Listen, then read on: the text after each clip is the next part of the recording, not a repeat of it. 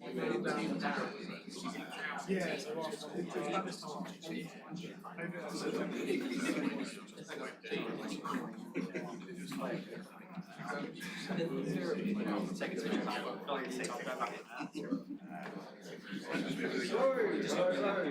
everyone. For those of you that don't know me, I'm Neil. For those of you who do know me, I'm also Neil. Welcome back to another London Life 5 Minutes. Thank you so much to our hosts from Kandji, Weldon, James, and the whole crew as well, and to all our speakers as well, including those just before us. I'll now step aside and make way for our first speaker. That's Jack. And woo, thank you.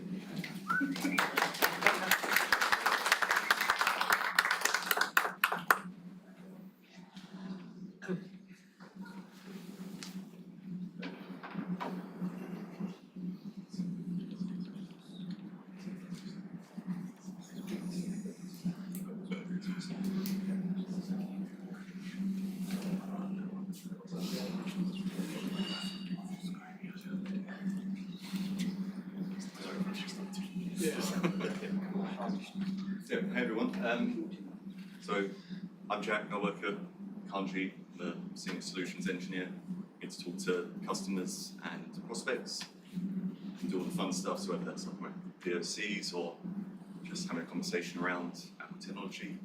But I'm not really going to talk about that today. So I want to talk about a subject that over the last, probably since lockdown, is a subject that I've been quite involved in, which is platform security, whether that's large customers, small startups, healthcare. And I noticed there was like a consistent theme around all of that, and I was like, I feel like we've done MDM quite a lot over the years. So I was like, sort of deep dive, crack open the Apple platform security document, read the 700 pages or whatever it is. Quite find something that interests in that. And yeah, and even now, so where I am, when I speak to customers, it's the most consistent conversation I think I have, regardless of the tech, the size of the business. And I thought I'll collate this information and sort of see if it'll help anyone. And yeah. So to begin with security, or just understanding the principles of security, I feel like there's like three main steps when you're in that planning stage. First one is understanding the why. A lot of people, they come in and they say, right, I need to secure my devices. What does that actually mean? Is there a reason behind that? Has the CISO come into the room, slammed a load of paperwork on the desk and said, make it happen? Are they in a certain industry that requires accreditations? Think about some of my friends in the media industry, work with the likes of, say, like the TPM framework for Disney, Marvel, Netflix, or whether they're public sector. There's things like Cyber Essentials that exist. It's very specific for that space. So just trying to understand the reason why we're talking about security first, before we just go straight in, stick a load of settings on the device and let chaos ensue.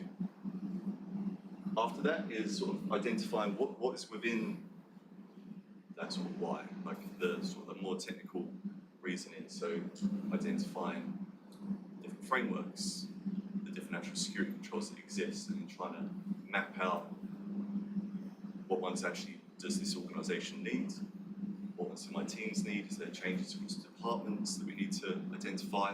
It's not a case of doing like a one-size-fits-all.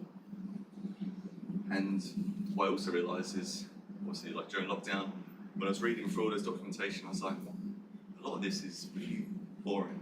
And if anyone has the enjoyment of reading through those long documents, understanding confusing acronyms, then you do you.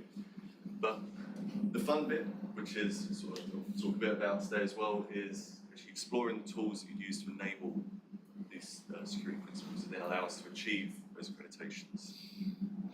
So, where do we start? Well, the most common one, CIS. We'll just whack open the document and we'll go through the whole thing. all 451 features, so that would be enjoyable. What I would say is that you just don't want to like dive in and just go, let's just put a blanket config. Just level 2 CIS, copy all the scripts, dump it on the devices, and wonder why your users are getting a little bit tetchy. So if we start thinking about that, the why, a bit more, there's quite a few layers here. So we have the certification layer, which is more the business as a whole might be having a conversation. It might be moving forward to achieve ISO, something that's a bit wider, not really specific about things like device management, but about wider business process, risk acceptance. Device management aspects do sit in amongst all of that, but it's identifying which bits you actually need to sort of put out there to achieve that. Again, I sort of mentioned about TPN, Cyber Essentials. A lot of these are also great starting points if you've never had a formal security practice before. So I always feel like Cyber Essentials, even if you're not doing it, it's a great sort of entry point just to get those fundamentals in place, especially if perhaps you've never been actively managing or pushing a security agenda onto users. It could be a sudden change to be like, right, well now we're turning everything off and the big bad IT team is now watching you.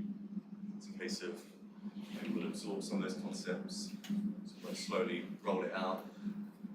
And underneath all of that, there's loads of common ground that sit with the frameworks. So things like say CIS and NIST.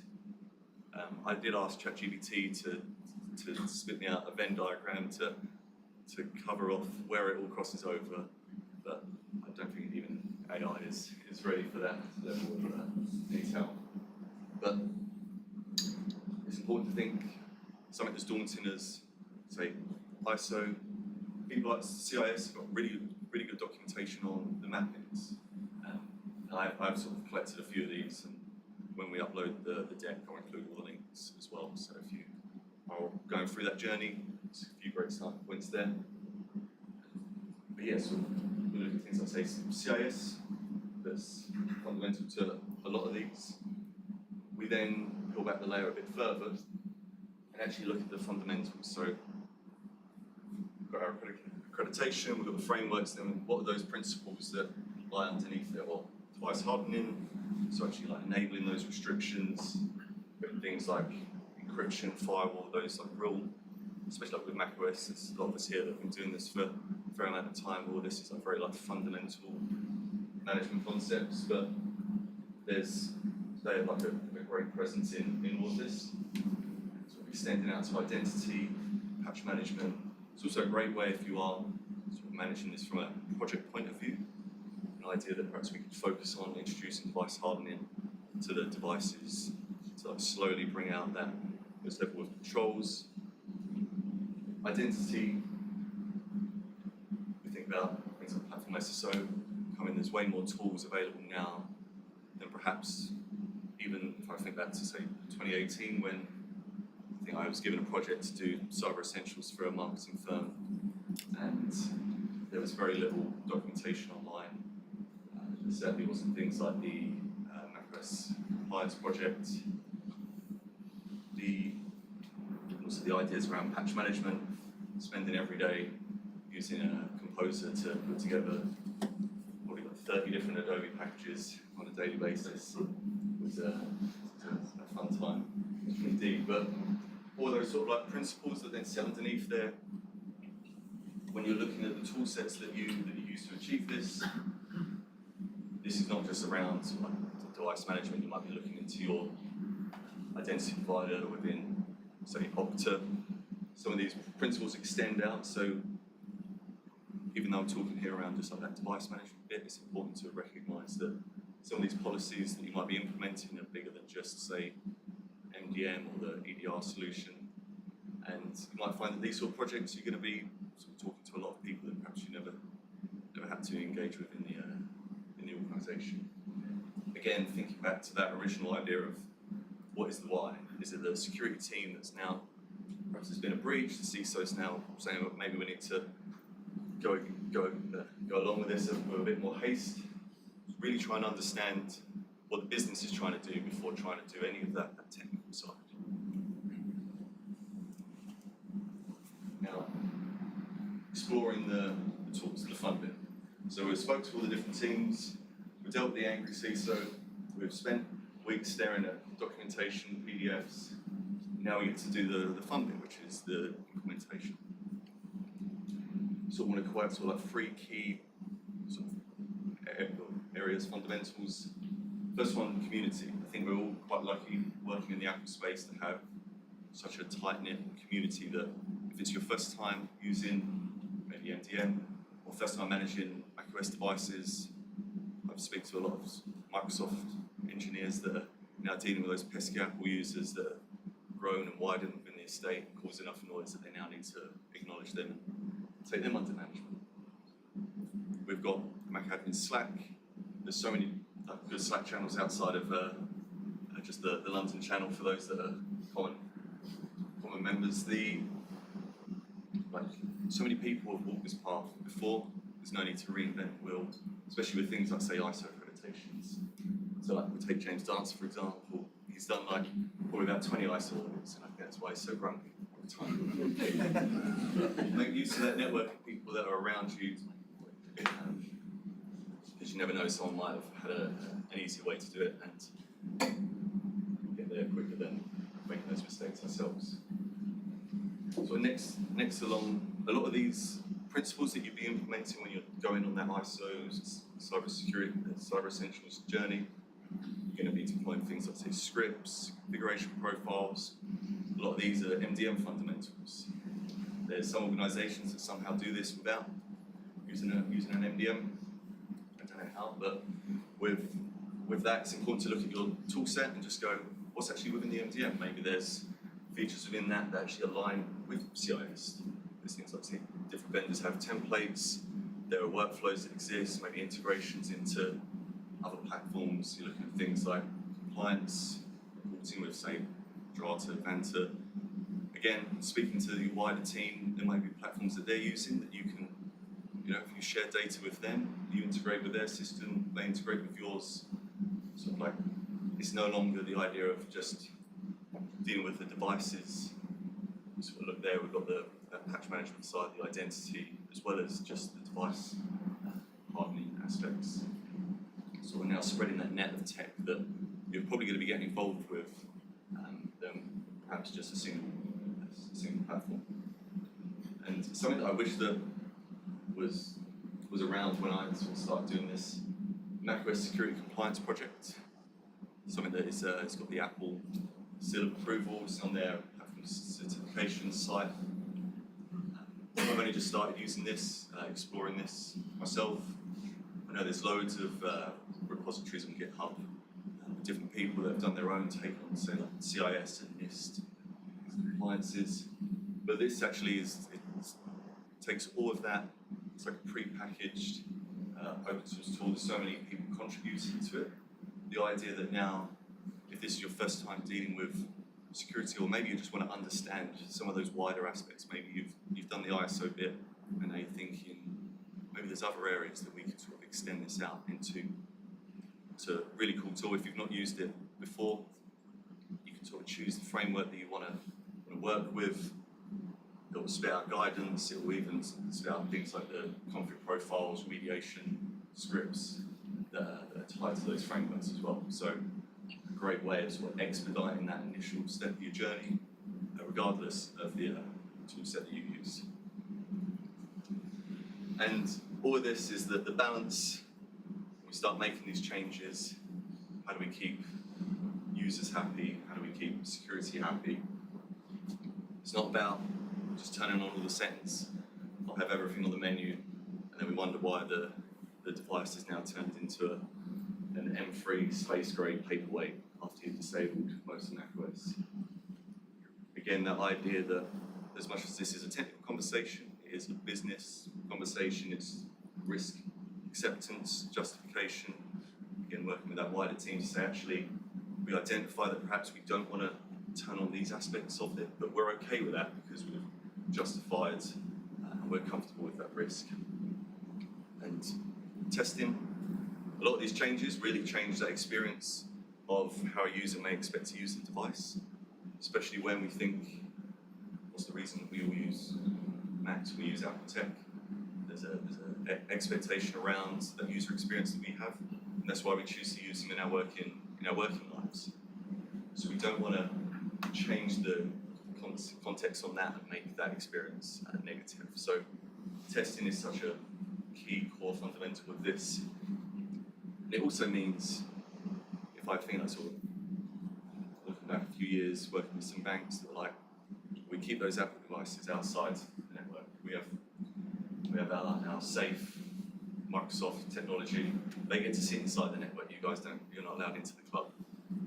But actually, going on this journey and actually expanding the hardening of those devices, aligning with those accreditations, those Apple devices, maybe they become an equal citizen.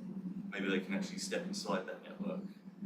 Because regardless of platform type, people are going to choose the hardware that they work best on. And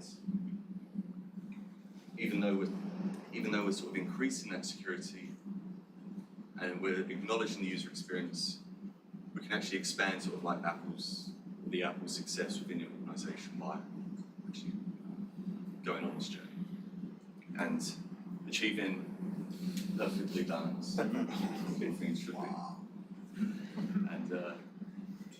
And yeah, sort of that's pretty much it. I just wanted to sort of like run through some of these ideas. I'll knock together all the sort of links and I'll put it in the final deck. QR codes if you're interested. And if you thought, you know what, all this security stuff, I still agree with what you said, Jack. It was all boring. There's some Jangle pop in the bottom left, which is far more interesting. So yeah. Look. Any questions or What's the Jangle pop? Jangle pop? Yeah. Oh, it's a bit like shoegaze, a bit sort of dream pop, dream indie. Whose music is it, Jack? I don't know, it does look quite similar to me.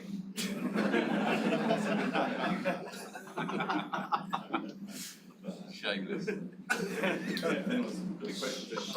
Anyone over 40 know what jungle pop is? Because I don't. Well, now you can find out. Yeah, any questions or anyone that's actually going on this journey, that's sort of going through the challenges of accreditations. Sorry, question. What was the other app you said about? So you mentioned Vanta and the other one? Oh, so yeah, when I was doing the examples, so like Drata, Vanta, Sorry, what's Draw? Drata, Okay. they're like compliance reporting tools. Quite a lot of security teams use those. A lot of them have APIs that integrate into the wider stack you might be using today. Again, just that idea, maybe actually find out what the security teams are using. Great way to sort of bridge that relationship. Are they like pretty much the same thing as Vanta or like complement to Vanta? To be honest, I've not personally used those. Say, probably check out the vendors' documentation on that side. But yeah, from an integration point of view, this was the best part to start with. Can I ask a question of the room? How many of us have a mandate to achieve compliance with an industry framework?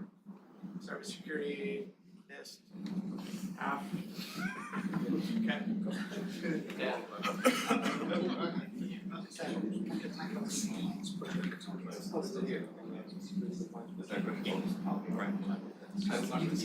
I'd just love to see in the security compliance project baseline, which is Apple default baseline. Like it's actually quite poorly defined in the project.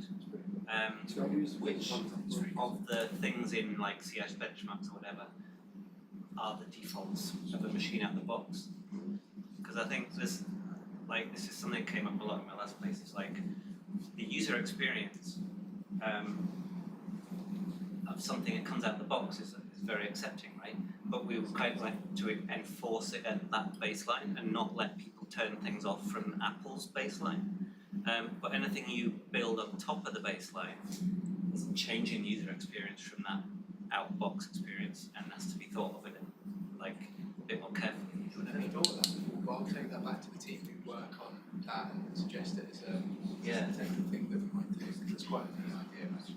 Because like, I mean, I don't think Apple send a device that's like inherently insecure, or like we'd like to think not, right? So they have a baseline. They've defined their own baseline for consumers. Okay.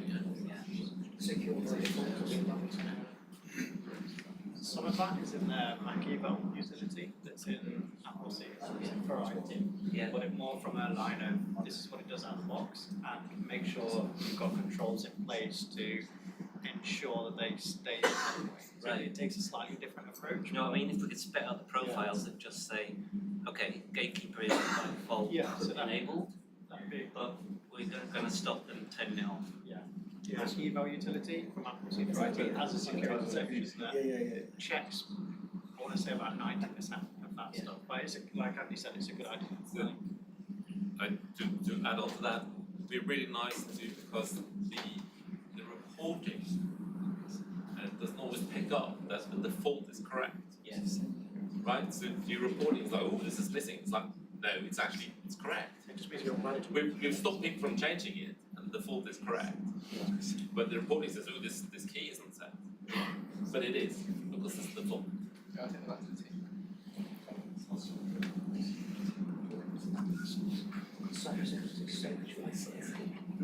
Yeah, thank you.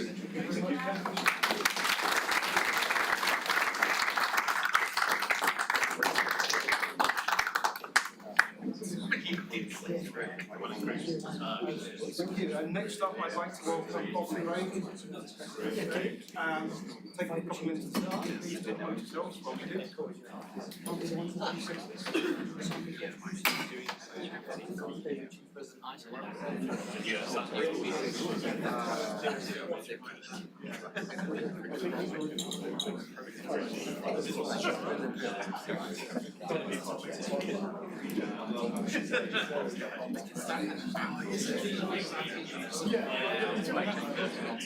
were going to be playing across the whole.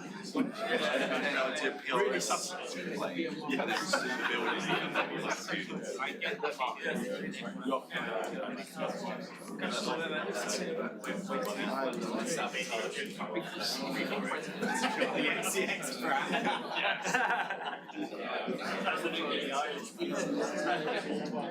just rotate it on the bits. I couldn't see the QR code coming. I didn't know what you were going on about.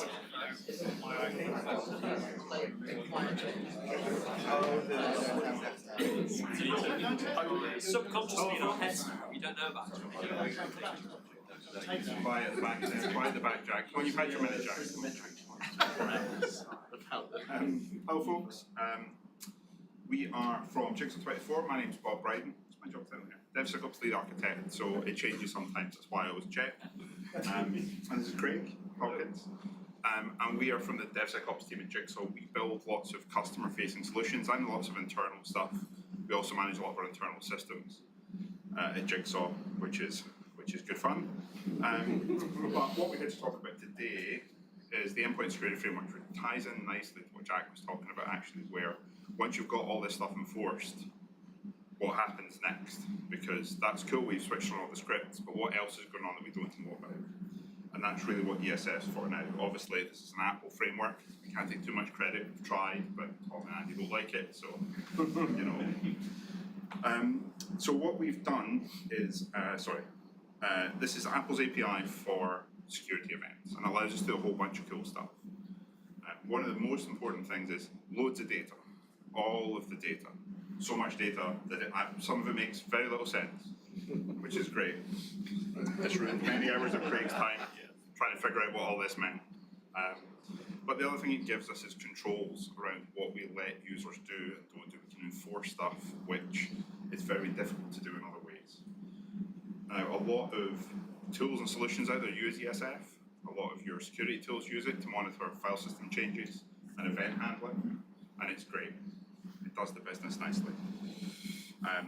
We've got some stats on there. You know, we can subscribe to events. We've got a whole bunch of notification types, a whole bunch of auth types, and I'm sure the documentation will be updated really quickly when the next version of macOS comes out. Right, guys? Can we get an official statement? No? No official statement? Okay, fine. No official statement. We tried. So we'll see what happens when macOS comes out and see what other exciting stuff's in ESF. So one of the things we've spoken about Mac admins a few times and at other events is Elevate. And Elevate's our tool for doing just-in-time privileged access management on macOS, giving people admin rights. And the first question after the first demo we did of that tool was somebody came to us and said, so how do we find out what the user did when they were elevated? Because it makes sense, right? And we went, cool, we'll go and have a look at the logs. And we couldn't find a good way to do it. Then ESF came along, which gives us that data, all of the data, which is great because you can really dig in to see exactly what's been done. So what we've done is we've added what people were asking things like, if users installed certificates, have users deleted a whole bunch of files, so they elevated to admin, deleted all security controls, and now we can't see the device anymore.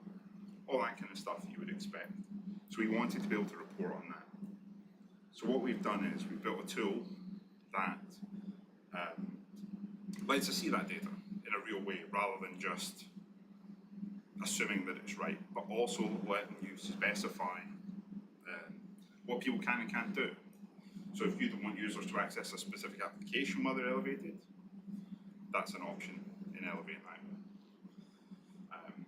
But that's great because if you remember that if anybody saw those talks about Elevate in the past, Elevate's part of our managed service, which is a paid service.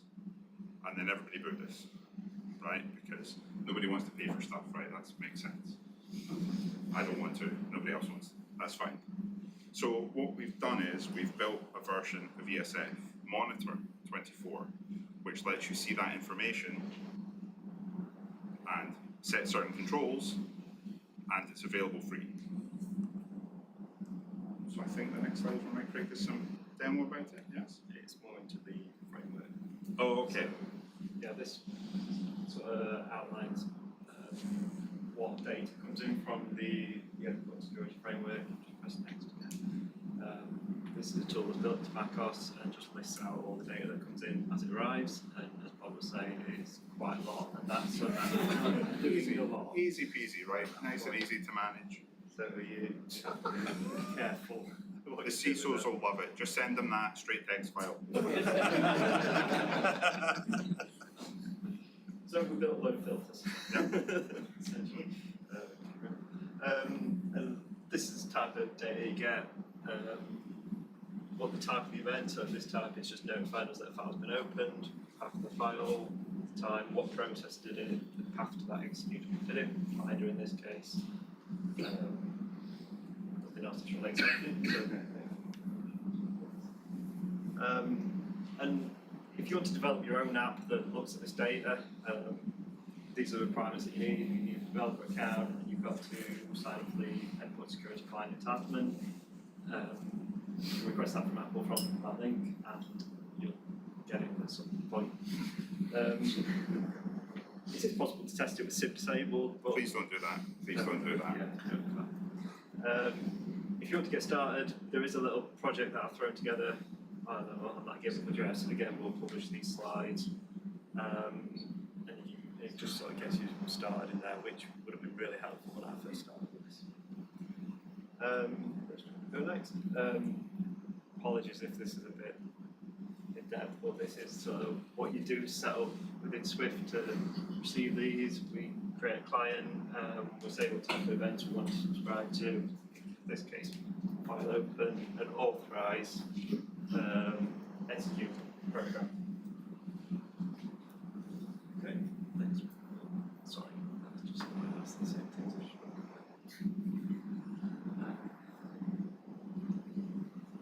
And this is when we get the event back.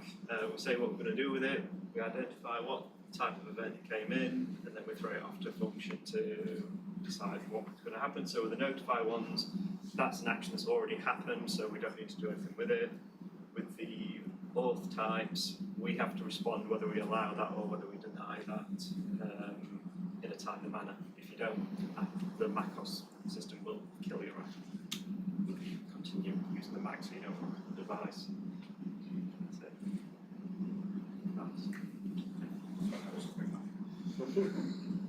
And that's showing the decision, so we just return decision, deny.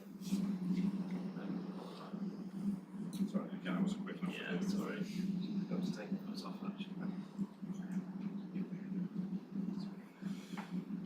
So Map Monitor 24, it's a background application, it's a launch daemon, interactive script framework, it's all configured by a config profile. There is a little control app, but that's more sort of geared towards trying it out.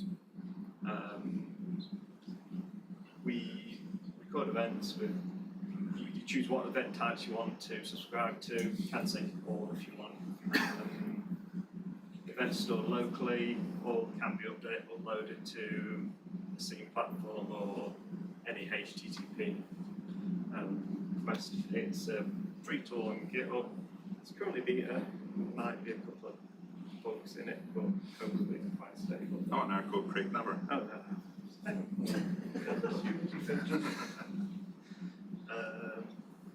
There's a config profile manifest that I need to get uploaded to Amazing. And all the options are in there to configure it, which makes it a lot easier. And there is quite a lot of options available for this one, yeah. Because when you come to be able to set the, so the one you're on now is the filter rules. So this is just what events we don't store. There is back on general an option for default ones which we find below that you would never be interested in, really like Spotlight, doing things that are more consistent, just noise usually. Carry on to the next one.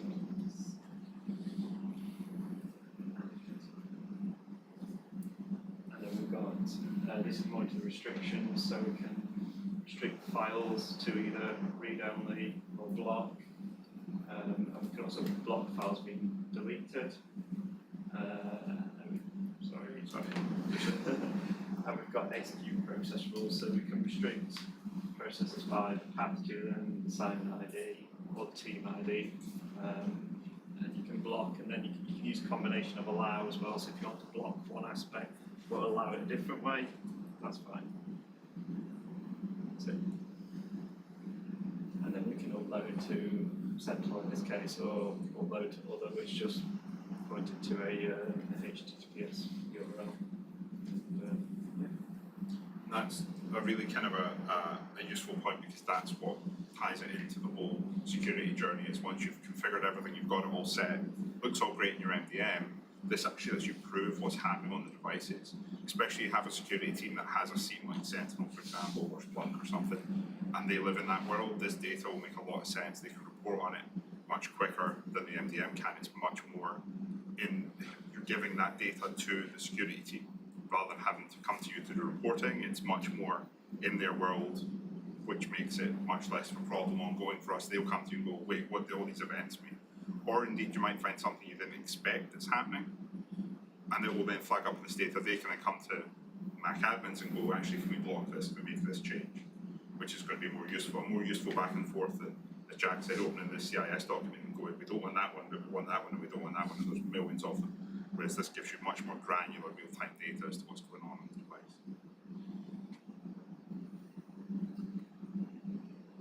This should be a little video just showing the control app running. This just sort of shows the events that it can pull in.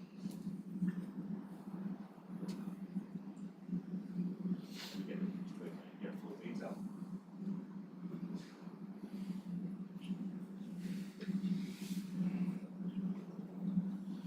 And as I said, that data can then be uploaded to a C tool, like so this is the Sentinel, and you can see like sudo commands that they run.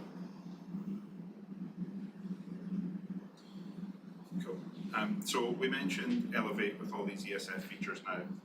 One of the things that's come up a lot is Elevate's a paid tool. We are going to have a free version of Elevate available coming very soon, and we're actually going to have it included in Kandji Auto Apps. So it'll be available directly from a Kandji build. It doesn't include features like ESF, unfortunately, but it does include a lot of the features that you would expect from an Elevate to admin tool. And then Kandji will take care of keeping up to date and all that good stuff that we expect as well.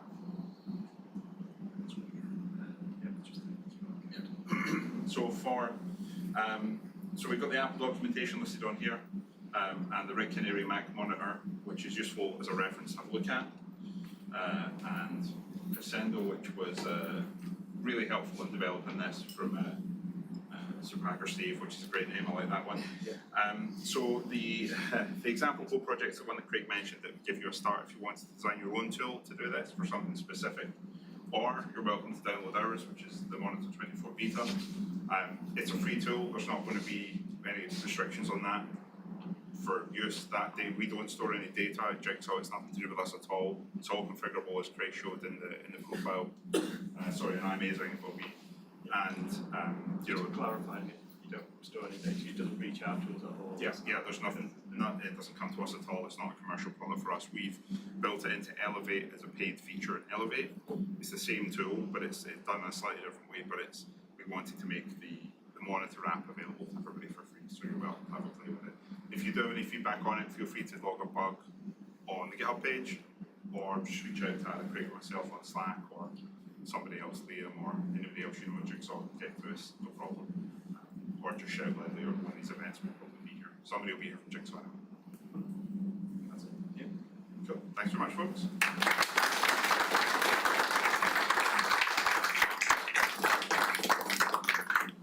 I think we've got time for a couple of questions. Oh, don't make them too difficult. Jack, put your hand down. Jack. What happens if you run it with SIP disabled? So, well, it works with SIP disabled, but obviously having SIP disabled is a bad plan anyway. You need to disable a lot of security stuff to make this work without the entitlement from Apple.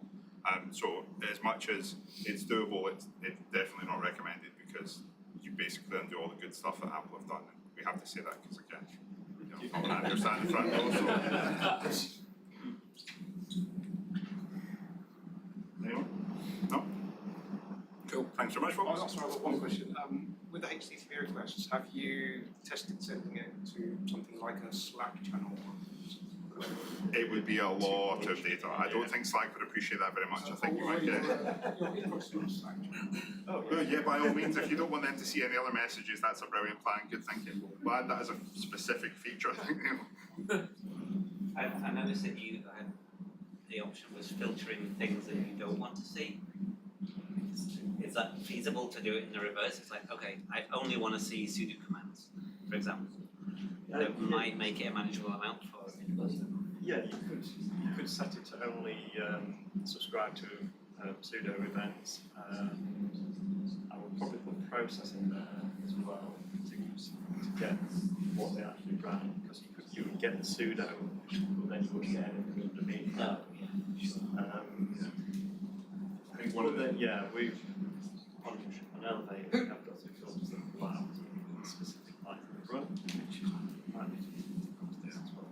I think part of the thinking is to try and show stuff that you're not expecting. You know, it depends on your use case for it. You know, that makes sense if you're looking for specific stuff. I think the thinking was more to be like, what else is going on in these devices that we don't know about yet. But no, that's interesting. Any music to promote?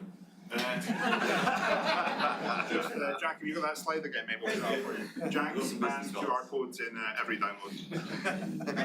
Craig wrote some music. you could listen to any music. We'll have a go. We'll have a go. I think that was Ryan plugging to plug his music. Oh yeah, I don't listen to that either.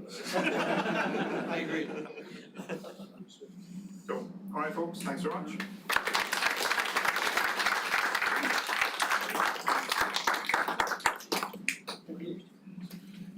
Next up, please join me at the stage, Matteo.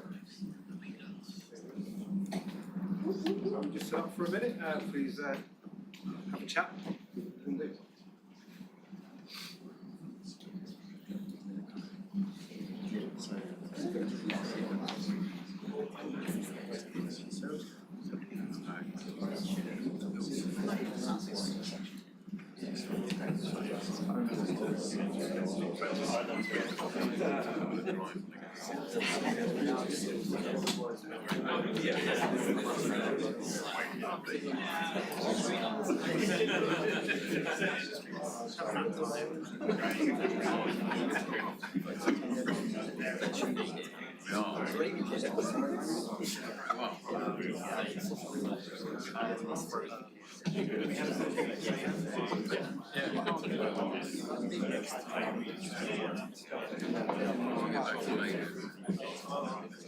Hey, hello everyone, good evening.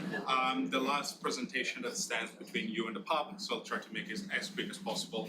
I'm Matteo, I'm a product specialist at Jamf.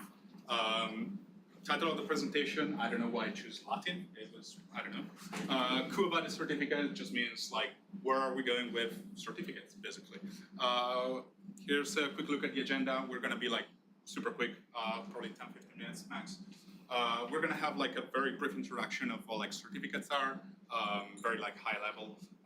We're gonna look at like what we use certificates for, and then we're gonna look at two protocols, SCAP, which is pretty much the industry standard, and then we're gonna look at ACME, which is more kind of like new kid on the block.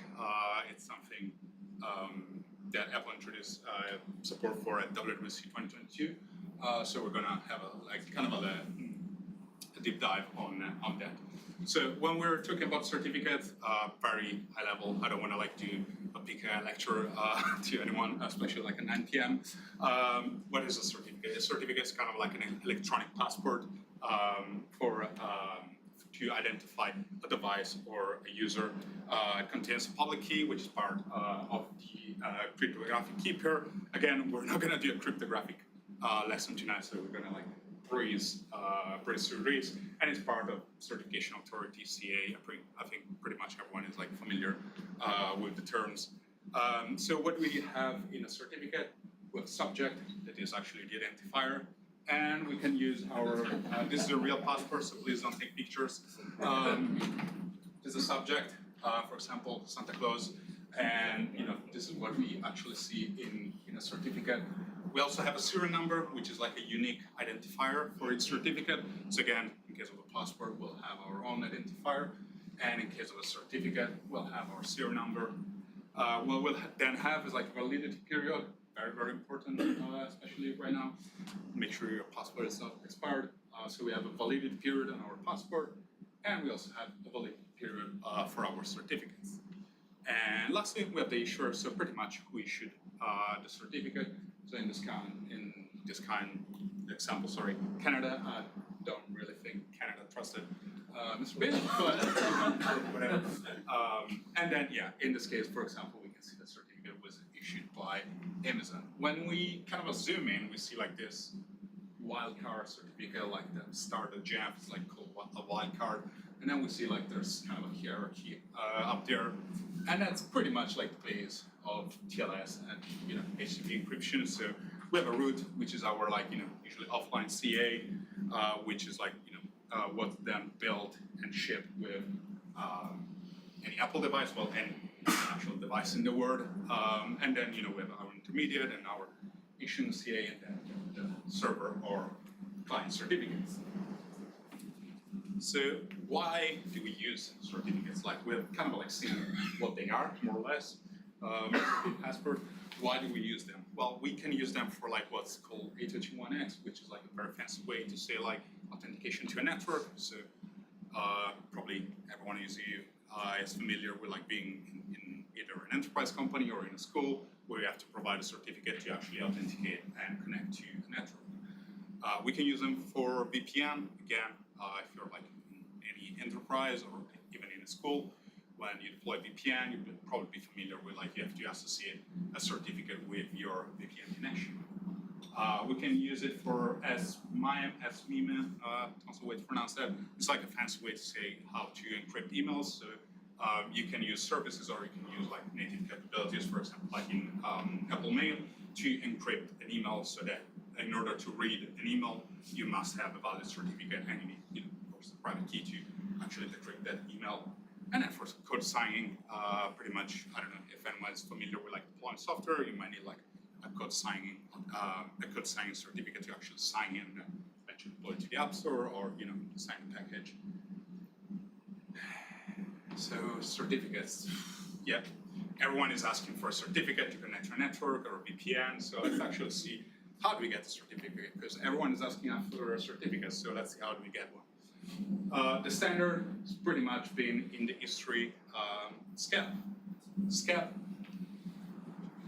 Simple Certificate Enrollment Protocol. Now, after many, many years working with PKI, I still haven't found why they call it simple. And everyone who laughed in the room probably had deployed certificate using SCEP. Anyway, when we look at why that's probably not simple nowadays, is because it was developed in the late 90s by Cisco, and it kind of became public available around the year 2000. When we look at why Cisco kind of why it invested in SCEP, it was because it was originally designed to actually provide a secure way to deploy certificate on switches and firewalls and routers. So when we think about that, it's that's not our usual end user device. Like a firewall hooked up in a rack is very, very different than an iPhone nowadays. SCEP was designed as HTTP. When SCEP was released, the first version, there was no HTTPS. There was no way of actually securing a connection. The first TLS implementation, I think, came around 2001 or something like that. So when SCEP was released, we didn't have encryption. So yeah, it sounds weird that in 2024 we're using a protocol that was built without any kind of HTTPS, but that's what it is. So if we super simplify at a super high level how SCEP works, we have our device management server, for example, Jamfro, that will basically send some information to the device, and it's basically instruction, create a certificate signing request, which is and create a private key. So we're going to send the information via the MDM channel to the device, and what will happen is then the device will generate a private key, and then it will send the certificate signing request to the actual SCEP server. We're not going to go too much into details. It's just a very high level overview of your MDM server is going to send a set of instructions to the device. The device will create a private key, and then it will basically send information over to your SCEP server. That will basically kind of blindly accept them. Again, as we were saying, SCEP was designed to not be, SCEP is by design a non-authenticated protocol. There's some iteration over that. Some of you may be familiar with SCEPman. It's an integration and an iteration over SCEP. Microsoft deployed their own version of SCEP, which is called MDES, just to make things simpler, network, device enrollment server, just because they had to. That tries to help build some authentication between your MDM server and your SCEP server, but again, no really great stuff. And then, yeah, your SCEP server will basically take the certificate signing request, which is nothing more than basically, we can say that as a plist. It's not really plist because it's not even in that format, but we can imagine like that, where the device just goes to the SCEP server and say hey, those are some information, and you sign a certificate, and SCEP server will say yes. And then we have TLS certificate that will actually be sent back to the device, and it will be actually installed. Now, if you've ever tried to deploy SCEP, no matter what your device management tool is, this is how it looks in theory. In practice, we'll talk about that in the pub. But let's talk Acme. Acme, I'm not sure about the pronunciation. There's probably two people here you can ask how is the correct one. Automatic certificate management enrollment.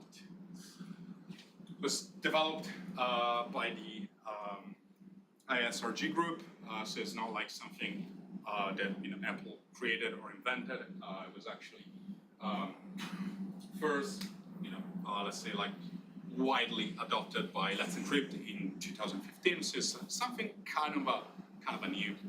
And then Apple at WWDC 2022 decided to use Acme as the base for a protocol called Managed Device Attestation. Again, when we look at Acme, again, it wasn't built by Apple, right? There's a lot of other companies out there that have been looking into managed device attestation with SCAD. What Apple built, which is actually very, very interesting, is like their own iteration on the device test 01CA. Basically, when Acme was around, there wasn't a great way to actually broker certificate for clients, so for an Apple device. It was mainly built for servers. Again, as I was saying, Let's Encrypt used that to actually distribute certificate to their own servers and then to ER1CA. That's like the base certification authority for Let's Encrypt.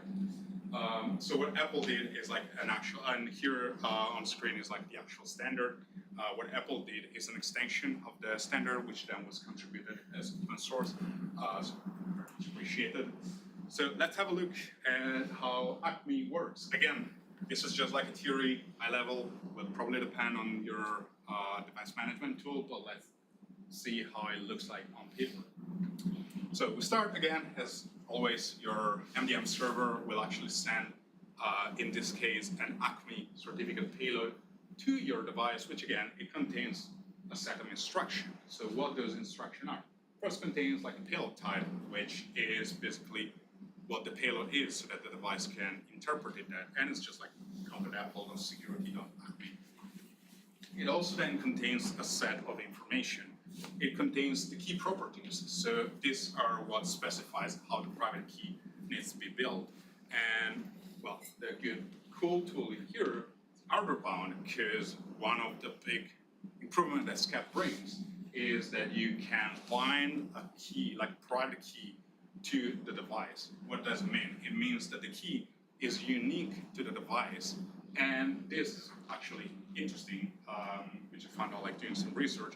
If you restore or revive a device, the private key is in secure enclave and it's never restored. So it's pretty a secure way to get a private key, and it's hardware bound. So you have the guarantee that that key can only be generated by that specific device. And then we have some details on how the certificate request should be made, the key usage, the name. And then in the actual Acme request, we have like, for example, the directory URL, which is like we're just telling the device, hey, this is the URL you have to resolve to go into your Acme server. The device will now generate the private key. And again, as we say, like for creating a hardware bound key, again, so to have a key which is bound to that specific hardware and it cannot go anywhere else, you need to require attestation. We're going to see in a minute what that means. Acme supports both RSA and, I need a brief to say that, ECSEC prime random, just different algorithm, but yeah. To have a hardware bound key, you have to specifically use that algorithm. So again, device will send the information to the Acme server, and just basically like sending payloads to the Acme server. What's interesting is that here the Acme server will generate what's called nonce token, and this will be basically sent back to the device. And yeah, what's then happens, like the device will reach out to the attestation server. This attestation server is actually an Apple-owned server where we're actually now doing the part of device attestation, so where the device is actually reaching out to Apple to get an attestation. That's not a certificate, that's basically where the device just goes to Apple to get an attestation of the properties of the certificate and the key. And then this attestation is what's then used to communicate to the server to actually get a certificate, which is good for TLS. So this is why it's very important and it's very like secure, because we're validating not only what's sent from the MDM, but we're validating details of the device, because again, we have a key which is hardware bound, so it's can only be generated from the device. We have OIDs, we're not going to get into there, but like when you perform an attestation, information from the device, like US and other stuff, will be sent to the attestation server.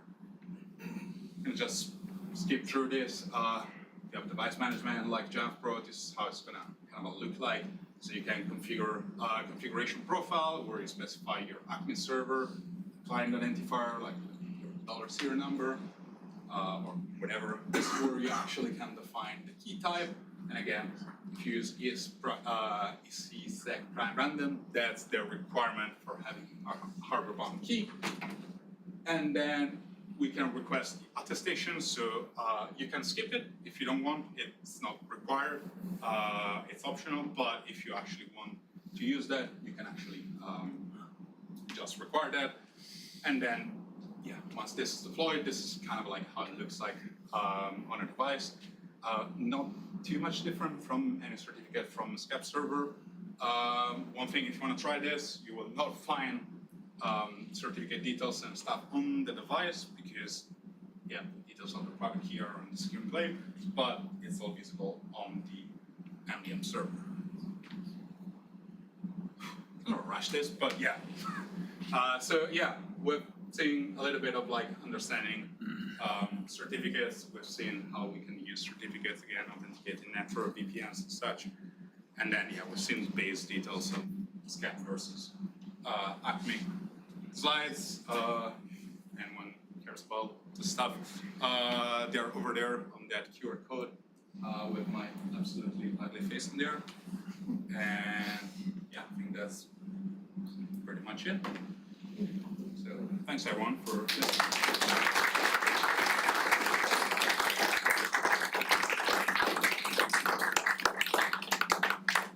Thank you very much. There's no question. Just because I'm rubbish at understanding stuff. So just to make it clear, is it so from what you said, the certificate on a device that's issued from an Acme source is not present in the keychain? Or is it visible there? The certificate is present, the private key is not present because the private key is harder bound, but it's visible on the MDM server if the MDM server support, if you specify the device attestation. If it's just Acme without device attestation, it's not, but if it is with device attestation, it will be visible on the MDM server. So without the device attestation, you get the private key as well on the device? It's not hardware bound. You still get a normal private key like it was like a normal SCAP request, but it's, yeah, that's when using it. That's more correct. Thank you. Sorry for blowing everyone's mind with this, but yeah, I'll let you do that.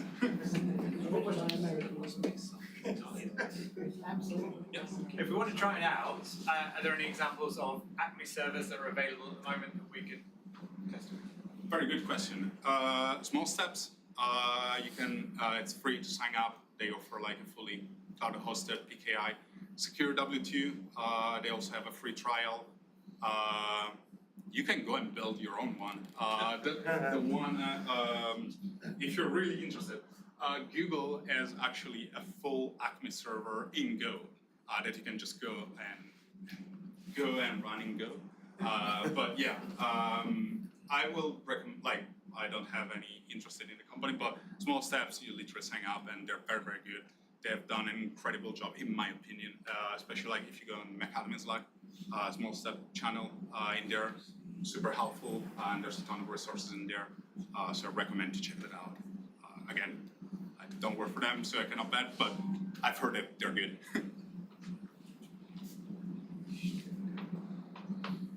Right on. Awesome. Thanks, everyone. Thank you very much.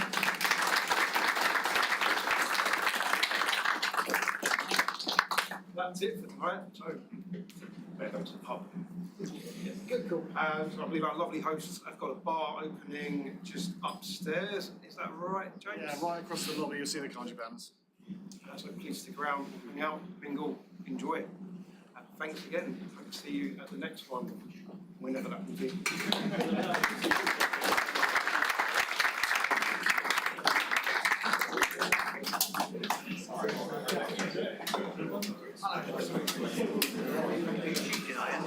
You're not going to the outside? Yeah.